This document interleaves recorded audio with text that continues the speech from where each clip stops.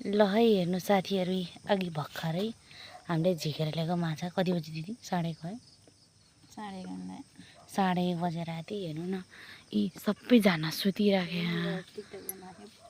हामीलाई मात्र के को भूत चढ्या हो? यो केटी को हो फेरि? यो पागल हेर्नु, यो भोटी माछा हो, भोटी माछा हो। अनि यो जो उजु हो कि सलङ्गा अनि सिङ्गरे हो।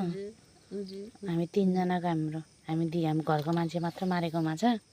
यो विदेश पठाउनलाई हो कि सप्लाई गर्नलाई भनेर नि के भन्नु। ल यहाँ लाइट बालिदिइराख्नु हेर्ने भएन। कस्तो दामी छ होला नि त, एकचोटिको एक लटको है साथीहरू। ओइ फेरि भोलि बिहान गाउँभरि माछा माऱ्यो भनेर हल्ला आउन सक्छ है।